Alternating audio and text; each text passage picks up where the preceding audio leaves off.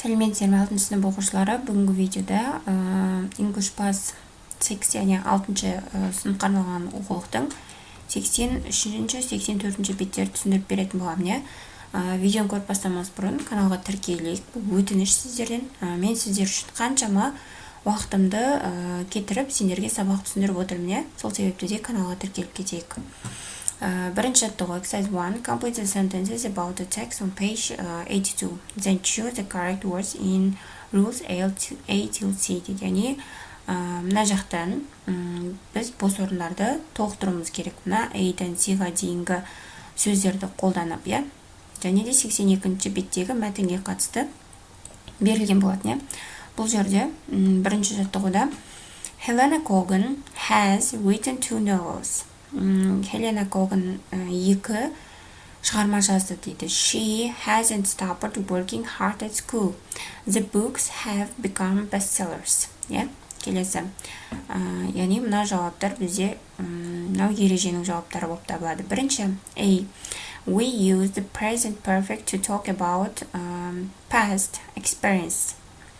Яғни біз present perfect шағында өткен іс-әрекеттер жайында айтамыз дейді. We don't say exactly when something happened. Үшінші, we use the correct form of have and the past participle of the verb. Келесі, with a regular verb, the past participle is the same as the past simple form. Яғни мына ереженің жауаптары мына жерде тұр. Келесі екінші жаттығу exercise 2. Look at the irregular verbs list on workbook page 112. Яғни 112-ші беттегі workbook'тың 112-ші бетіндегі дұрыс емес, яғни бұрыс етістіктер тізіміне қара дейді. Complete the table with the irregular past participle. Яғни мына бұрыс етістіктердің үшінші формасын толтыр дейді. Бұл жерде бірінші be, was, were, яғни үшінші формасы been болады. Become, became, become, үшінші формасы become болады. Buy, bought, bought. Have, had, make, made. Read, read, read. See, saw, seen. Write, wrote, written. Осы формалар бұл өзгермейтін бұрыс етістіктер формалады. Осын жаттап алсақ болады.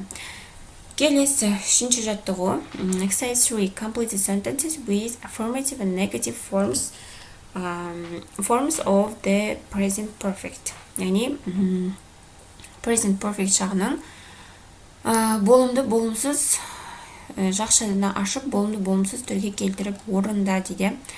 Бірінші I have read all the Harry Potter books. Elena Klapikova has written some interesting books. My favorite book hasn't become a film yet. They have made a video game of that story. I haven't seen that film. We haven't played that new video game yet. Не осы жауаптарды мына жерге жазып шығамыз. Келесі төртінші жаттығу complete the text with the correct present perfect form of the verbs in the box. Яғни мына таблицаның ішіндегі сөздерді мына текстің ішіндегі бос орындарға сәйкестендіріп жазып шық дейді. Ендеше қойып шығайық. Текст оқимыз ол үшін. I would love to be a writer. Мен жазушы болғым келеді дейді. Мына қыз айтып отыр. So I have started writing my first book. Сол себепті де мен өзімнің ең алғашқы кітабымды жазуға бастадым дейді. It's a crime story about a teenage detective. Бұл crime дегеніміз бұл жерде бізде криминальный история жазуға бастадым дейді. I haven't decided how it's going to end yet, but I have got plenty of time to work it out. I have become a member of young writers group online, and lots of people have given me great advice about how to become a successful writer. My mom has helped me a lot too, and my brother has drawn some pictures for my book. It's hard work writing, especially after a day at school, but that hasn't stopped me. I haven't found a publisher for my book yet. I need to finish the story first. Осы сөздерді төртінші жаттығудың бос орнына қойып шығамыз. Келесі бесінші жаттығу. Write true or false sentences about yourself. Use affirmative and negative form the verbs. Then listen to your partner's sentences.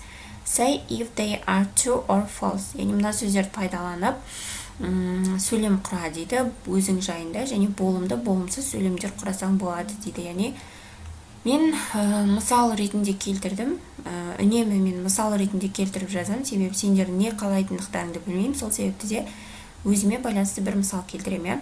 Бірінші, I have watched a science fiction film. I haven't bought a book for a friend.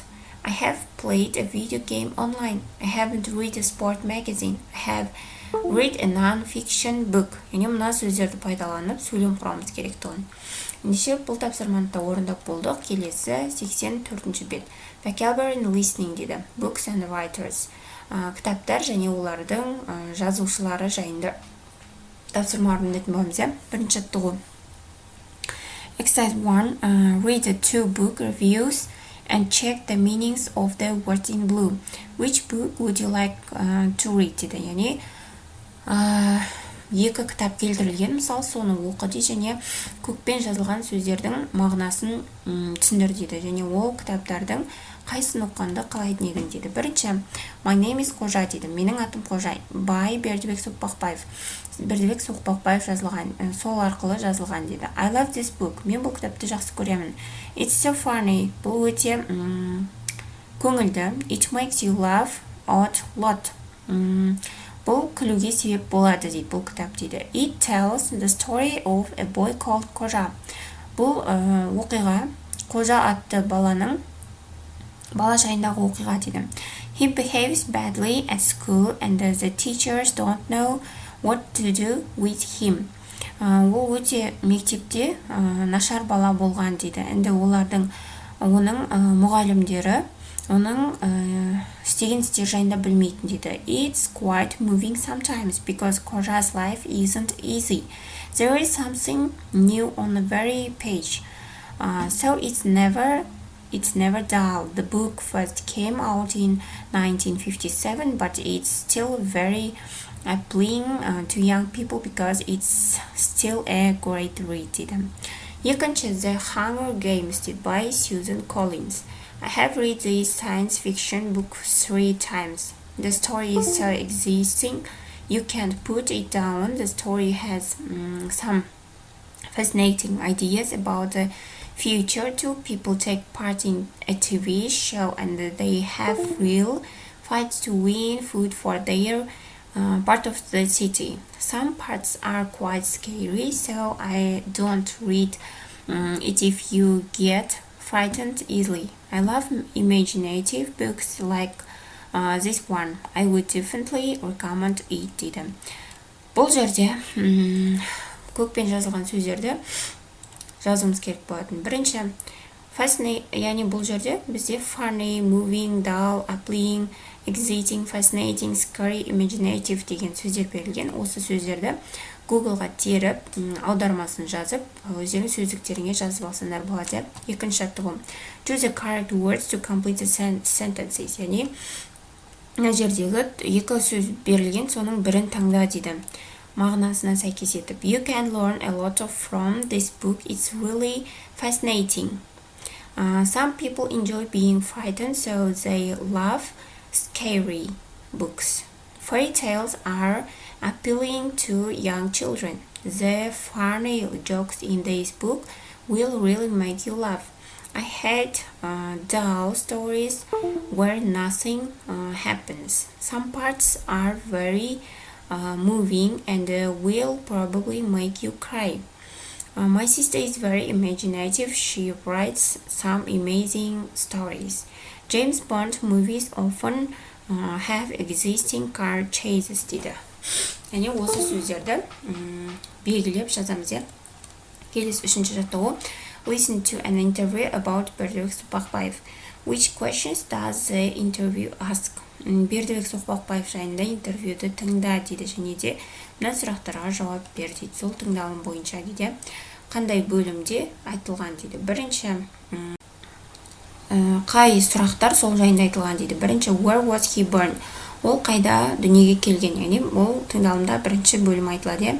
Екінші did he have a happy childhood? Яғни екіншісі айтылады. Төртінші сұрақ айтылады. Бесінші сұрақ айтылады. Алтыншы және сегізінші сұрақтар бізде тыңдалым бойынша бар. Қалғаны бізде 3 және 7-шісі бізде интервьюға, яғни тыңдалымға сәйкес келмейді. Келесі 4-ші жаттығу. Listen again, қайтадан тыңда дейді. Choose the correct answers to the questions дейді. Мына сұрақтардың дұрысын белгіле дейді. Орындаймыз. Бірінші, what do we learn about Birdbeck's childhood? Жауабы C. It was especially difficult when his mother died. What do we learn about the jobs that Birdbeck died? Жауап B. He had a lot of different jobs. The book My Name is Koja was Birdbeck's very successful book. Birdbeck's big success was when the film from his book won a prize болады. Бесінші жаттығуда activate, think about a writer you know. Өзің білетін жазушы жайында ойла дейді. Write some sentences about their life and their books. Олардың өмірлері және кітаптар жайында кішкене сөйлемдер жаз дейді. Then read your sentences to your partners. Одан соң өзің жазғаныңды қасындағы сыныптасыңа оқып бер дейді. Can they guess who your writer is дейді. Және кім жайлы жазғаныңды ол тапсын дейді. Яғни бұл жерде сендер үнемі маған ренжисіңдер, соңғы 5-6 тапсырманы неге орындамайсыз деп. Бұл жерде әр оқушының жазатын жазушысы және жазатын кітаптар әртүрлі мүмкін. Көбіне 5-6 жаттығуларда оқушының өзіне байланысты сұрақтар беріледі. Мен сендердің не қалайтындықтарыңды білмегендіктен бұл тапсырмаларды орындамаймын. Себебі мен орындасам сендерге сәйкес болмай қалуы мүмкін. Сол себепті нашар баға алып қалулары мүмкін да. Ал сол себептен де мен бұл тапсырмаларды орындамаймын. Мен аударып берем жай ғана. Сендер сол аударған бойынша түсініп тапсырманы орындауларың керек. Сол себепте де маған ренжімеңдер.